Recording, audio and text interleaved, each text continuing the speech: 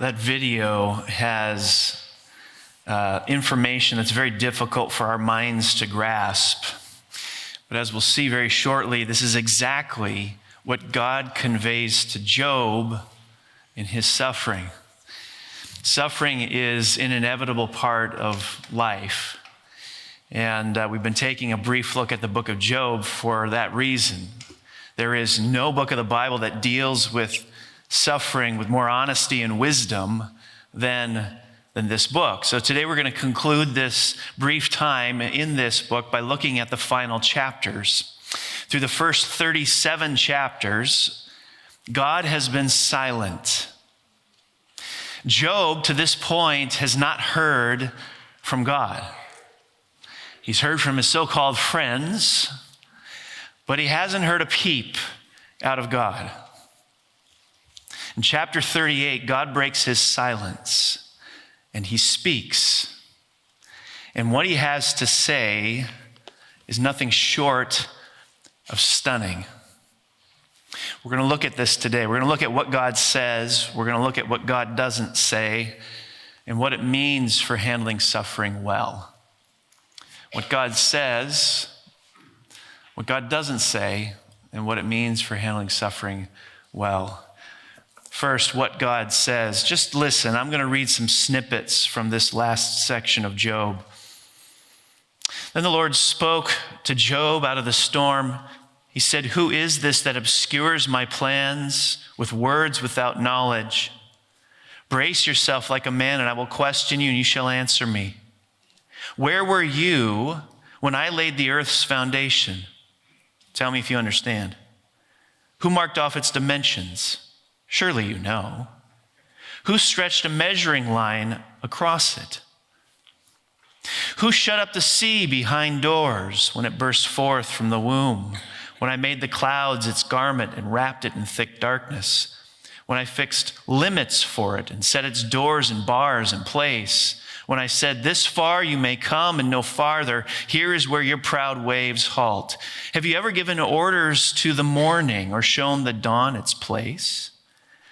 Have you journeyed to the springs of the sea or walked in the recesses of the deep? Have the gates of death been shown to you? Have you seen the gates of the deepest darkness? Have you comprehended the vast expanses of the earth? Tell me if you know all this. Have you entered the storehouses of the snow or seen the storehouses of the hail, which I reserve for times of trouble, for days of war and battle? What is the way to the place where the lightning is dispersed, or the place where the east winds are scattered over the earth? Who cuts a channel for the torrents of rain and a path for the thunderstorm, to water a land where no one lives, an uninhabited desert, to satisfy a desolate wasteland, and to make it sprout with grass? Job has experienced incomprehensible tragedy. He's lost his wealth, he's lost his servants, he's lost his children, he's lost his health. He has been mourning and crying out for answers from God. God has given Job time and space to be sad and to grieve, but God shows up now. And the first thing God does is not pat Job on the back and say, there, it'll be okay. The first thing God does is interrogate Job. And this is no ordinary interrogation. This is the mother of all interrogations. In chapters 38 through 41, God asks Job 71 questions. 71. And for none of them does he want an answer. Collectively, the questions are making a statement. Where were you when I created the universe, Job? Do you know how many miles, feet, and inches the universe is? Have you ever told the sun when to rise and when to set? Have you ever created a thunderstorm, Job, or told the lightning where and when to strike? Have you ever arranged the constellations in the sky and told the stars where they should go and when? How about this one, Job? Do you know when the mountain goats in the Rockies, the Andes, or the Himalayas give birth? Have you ever created the muscles in a horse, Job? Or given to it its mane? How about this one, Job? Does a hawk fly because you told it to? On and on it goes. One question after another. What is God doing? Is this interrogation designed to rub salt into Job's wounds? No, not at all. God is trying to comfort Job. But he's doing it in a way I think we would least expect. He is comforting Job by showing him the difference between the two of them. He is comforting Job by showing him how much greater and better he is than Job. He's saying, Job, if I can do all this and you can't, don't you think I have your life well in my hands? God is painting a marvelous picture of himself for Job. In this moment of pain, after he spent this time grieving, God is looking at Job, he's looking at the sufferer and saying to them, what you need is a picture of my authority, my supremacy, my incomprehensibility, and my matchless glory. That's what you need. We just saw a video on the vastness of our galaxy, a little bit of the universe. It takes hours to even partially comprehend this. Think about this. Barbara Boyd was telling this story at a Bible camp some years ago. And she said, if the distance between the earth and the sun is about 93 million miles. By the way, if you could fly your favorite commercial airliner somehow from the earth to the sun, it would take you 19 years and 4 months to get there. And you think your international flights are long. 19 years stuck on a plane. If that distance between the earth and the sun, 93 million miles, was reduced to the thickness of a sheet of paper, then the distance between the earth and the nearest star would be a stack of paper 70 feet high. And the diameter of the Milky Way galaxy would be a stack of paper 310 miles high. Scientists estimate on the conservative side that there are about 200 billion galaxies in the observable universe. And the Bible tells us God holds this universe together by the word of his power, by his pinky finger. Are you seeing the difference? Is there a big difference between you and God in your mind? He's not a supercharged human being. He's a different species altogether. Now, you might respond to this by saying, okay, all right, but how does that help? How does seeing the difference, how does seeing God's incomparable and matchless splendor and glory help me in my suffering? Well, I think it's obvious because it's shown to us in God's approach to Job. Now, he's not, when he comes to him and fires off 71 questions, he's not saying everything Job has done beforehand in his grieving, in his mourning was wrong. He's affirmed in that. The lament was right. But God is trying to move Job now. And one of the reasons he might be stuck is that he does not have a picture of God in his head that matches reality. God in Job's mind is too small. And after hearing this, is Job seething with rage? How dare you, God, come in my pain and ask 71 questions? How dare you? Look at Job's posture. Then Job answered the Lord after he heard these, I am unworthy. How can I reply to you? I put my hand over my mouth. I spoke once, but I have no answer. Twice, but I will say no more. In chapter 42, then Job replied to the Lord, I know that you can do all things. No purpose of yours can be thwarted. You ask, who is this that obscures my plans without knowledge? Surely I spoke of things I did not understand, things too wonderful for me to know. Boy, on the heels of my suffering, am I able to say that? Surely I spoke of things I did not understand, things too wonderful? I don't know if that's the word I would use. Somehow Job's able to say it. You said, listen now and I will speak. I will question you and you shall answer me. And here's where I think God has given a clearer picture to Job of who God is. Job says, my ears had heard of you, but now my eyes have seen you. Therefore I despise myself and repent in dust and ashes. There clearly has been movement in Job's progress through this. There's movement. Movement has been made. This is very unique language that we didn't see prior to this. God pounding Job with a deep doctrine of himself has moved him. Perhaps we could say that Job has moved in the direction of rest and even peace. He's experiencing some kind of relief, but it comes not the way he thought it would. It did not come through answers to why questions. He came to rest in who God is, and that was enough. Theology, how we see God, how we understand God, has incredibly practical implications. God brings that into the counseling room with Job.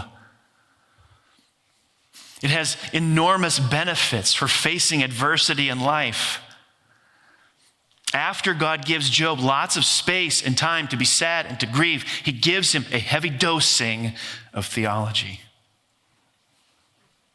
This is what he does. This is what he says.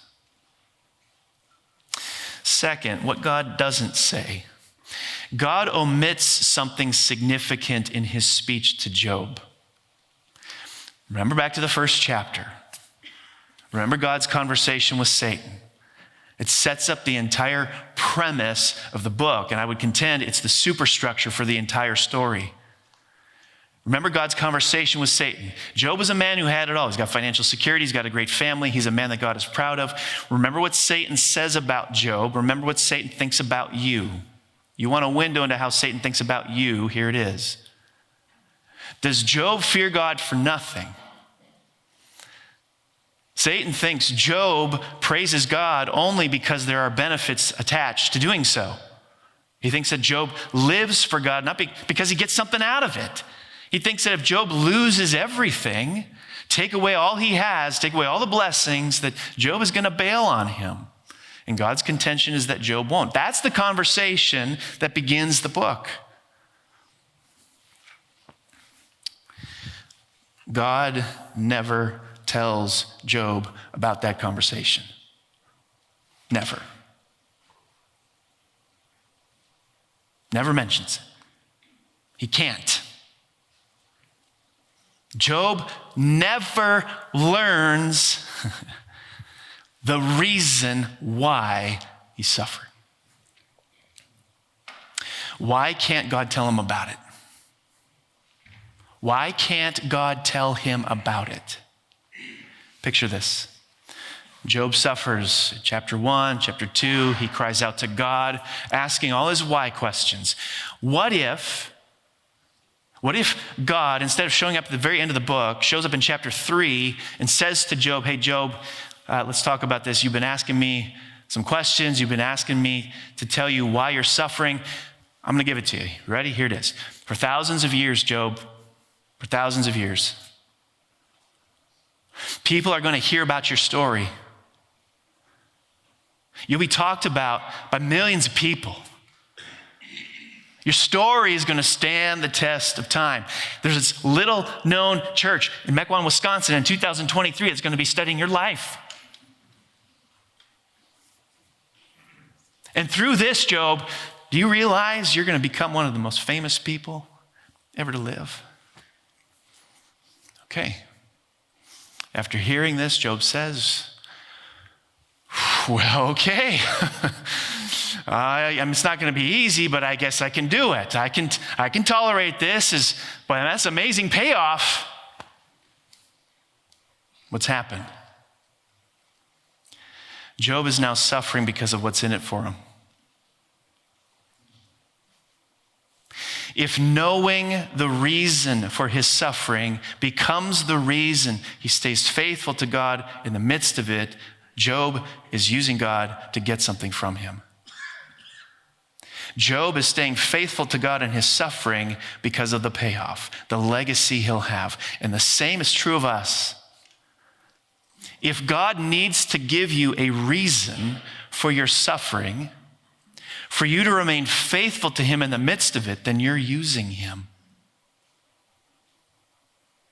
Imagine God always giving us reasons for our suffering when we ask for it. Matt, the reason you're suffering is so that I can heal your marriage. Okay. Matt becomes content in his suffering because there's something in it for him. There's a payoff. Hey, Beth, the reason you're suffering is so that I can transform your life.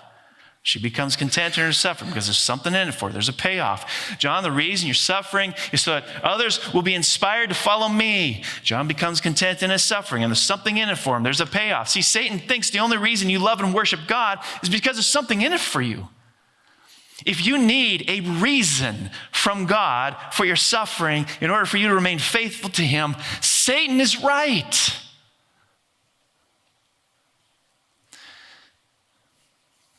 God doesn't want us to find rest in the midst of our pain from an answer to our why questions, because that would mean we're looking for the perk, the payoff.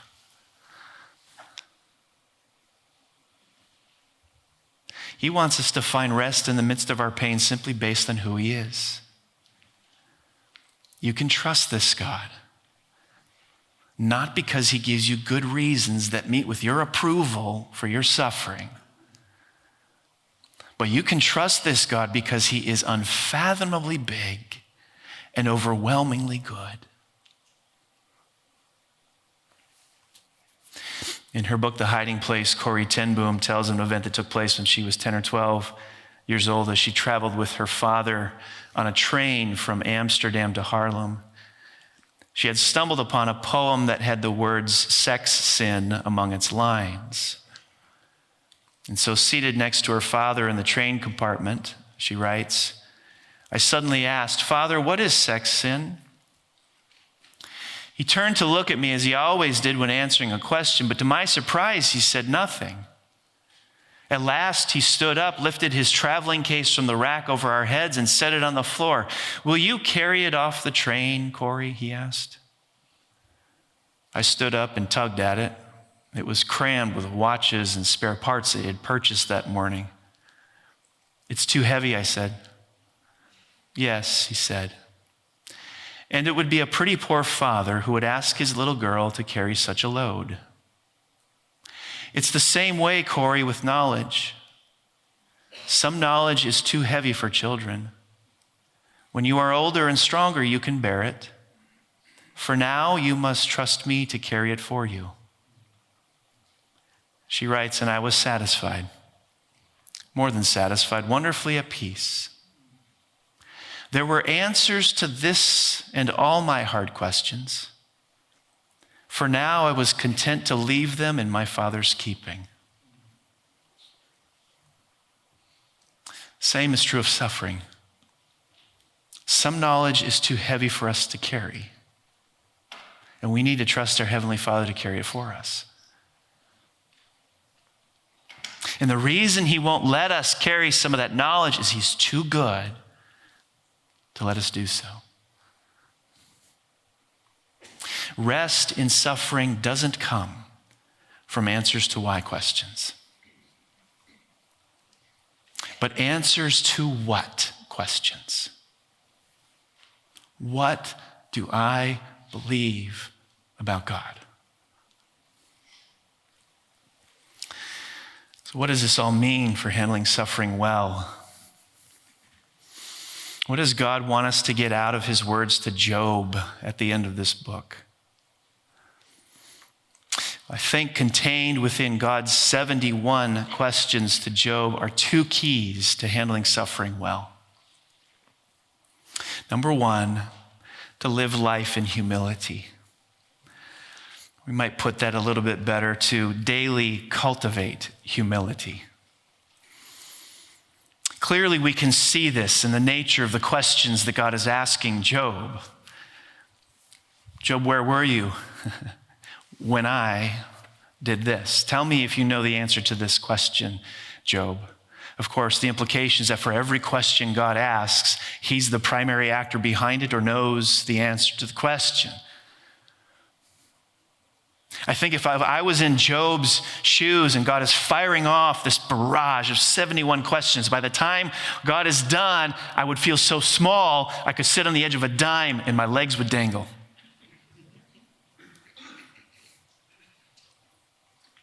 This is necessary. The opposite of humility is pride.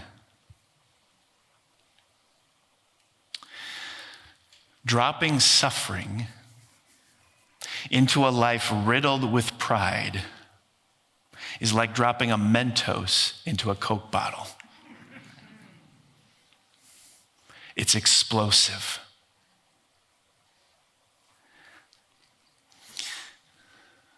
The previous church, I saw that firsthand with a gentleman whose girlfriend lost the baby. She had a miscarriage. And he came into my office, was red in the face, and was screaming at me, though the object of his vitriol was God. There were a lot of me's as he spoke for the next 5 minutes. God, who are you to do this to me? Dropping suffering into a life that has a default posture of pride is explosive. So how do we live life in humility? Well, let's look to Jesus and the gospel. This is what Paul does in Philippians 2. He's very straightforward with it. This is a church that's dealing with pride. It's the reason they've got all this conflict going on. And he appeals to Jesus as the example. You should have the same attitude as that of Christ Jesus.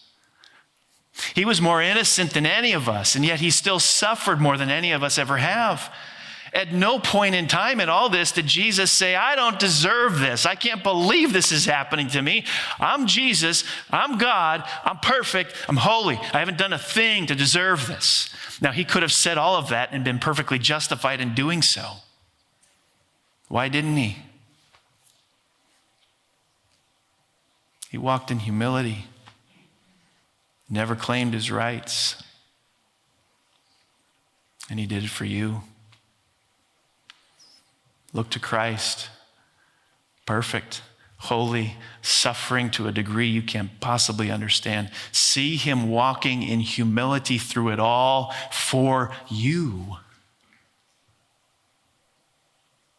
Respond to that and walk in humility for him.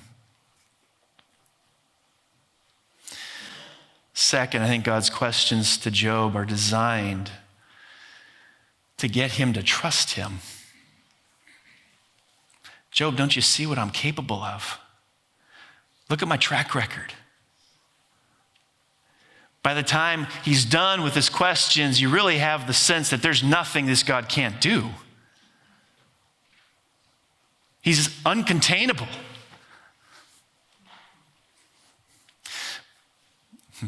Combining suffering with distrusting God is equally combustible. Throughout my preaching here, my 6 years here, I have said often to you that the secret to a happy life is very simple. Humility and trust. You want to know the secret to a happy life? That's it. You walk in humility before the Lord. You trust him every hour of each day. You will live a happy life. Now, if you're struggling with distrusting God, if you don't really believe he's good, when suffering comes, you're going to freak out. You're going to be anxious. You're going to be riddled with worry, plagued by fear, because deep down you're saying, I don't know if God is really looking out for my good. This is why what you believe about him in the midst of adversity is so critically important. Because if that is clear as God makes it to Job, you would know there's no way you could ever ask that question. I don't know if God is really looking out for my good. How do you learn to trust this God? Look to Christ in the gospel. If there was ever a time when God didn't know what he was doing, it was the capture and crucifixion of his son. Jesus was supposed to be the hero, the conqueror, the champion, the one to bring restoration to the world. Imagine being the disciples. What must have they been thinking as they looked up at him impaled to a cross with blood puddling at the foot of it? Deep down, they must have been wondering what went wrong. This world is spinning out of control. He was our only hope, and now look at him. And what did God bring? Listen, what did God bring out of human history's greatest tragedy? A risen and exalted Christ, death defeated, sin paid for, the wrath of God satisfied, salvation secured. If God is able to bring superlative good out of incomprehensible tragedy, doesn't that make him worthy of your trust? Whatever hardship you're facing. Elizabeth Elliot, who knows intimately what it's like to suffer, tells an amusing story that I think is helpful for us. Apparently, her husband, Jim, was quite the handyman. He had the ability to build many things from scratch. Elizabeth, however, did not share her husband's talent. She talks about time again standing over her husband's shoulder as he's building a piece of furniture, asking, "What's this piece for?" Or, "Where does this go?" Now, I'm sure Jim was infinitely patient with her. She writes, he would often reply, "You'll just have to wait until I'm finished to see." In relaying the value of these moments to her suffering, Elizabeth says, this brings about a very simple analogy. God is saying, trust me, accept it now, see later. Trust me, accept it now, see later. Handling suffering well means walking in humility before God and trusting him every step of the way. There's another reason, though, we can walk like this in suffering and adversity. The book of Job ends with this. The Lord blessed the latter part of Job's life more than the former part. He had 14,000 sheep, 6,000 camels, 1,000 yoke of oxen, and 1,000 donkeys. In other words, he's twice as wealthy as he was before. And he also had 7 sons and 3 daughters, exactly what he had before. Nowhere in all the land were there found women as beautiful as Job's daughters, and their father granted them an inheritance along with their brothers. After this, Job lived 140 years. He saw his children and their children to the 4th generation. This is not guaranteeing that whatever suffering you're going through right now is going to be remediated just like it was for Job. But it is saying your best years are still in front of you.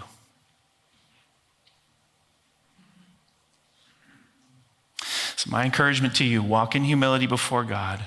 Trust him. Because this God is the same God who takes unimaginable suffering and turns it into something extraordinarily good. Let's bow our heads. I want to create a little bit of space here for us to process what we've heard these past 3 Sundays. I know it's difficult to answer theoretical if questions. But the book of Job begs us to reflect on this. If God was to withdraw his blessings from your life, would you still see him as someone who is worthy of your love and devotion? If he was to withdraw his blessings from your life, would you still see him as someone who's worthy of your love and devotion? Ask him to help you see his inherent majesty and his value.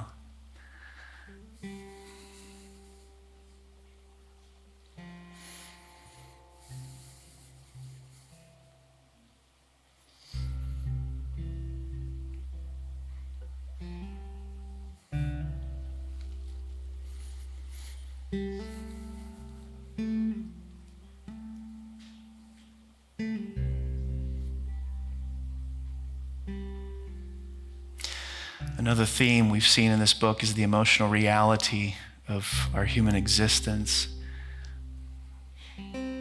Have you given yourself permission to mourn and grieve in your suffering?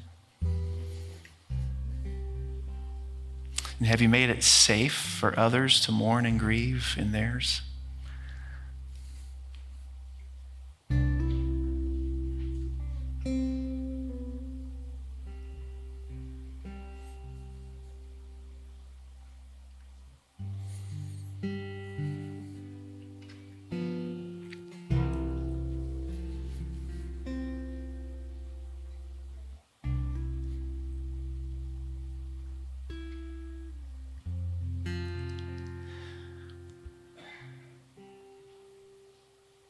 To handle suffering well, we need to walk in humility and trust in the Lord. Take a moment to ask him to help you with that.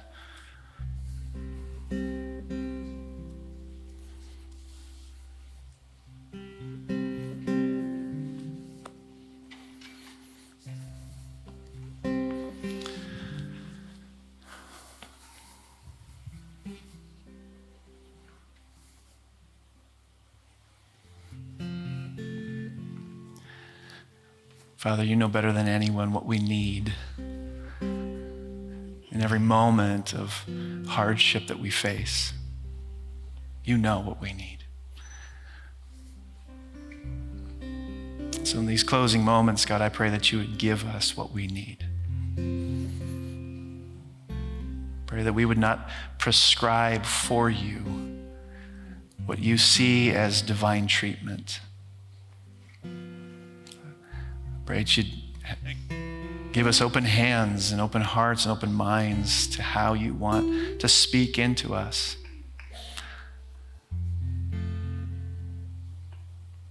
And Lord, if it's with Job being able to receive this overwhelming picture of your greatness and your sovereignty, your transcendence, your matchless glory, Lord, I pray that you make us receptive to that.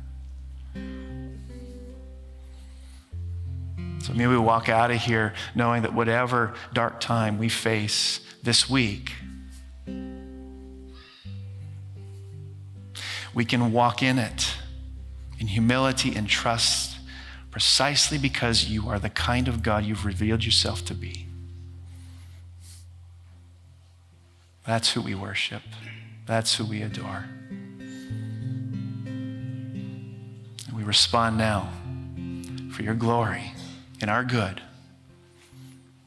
Amen.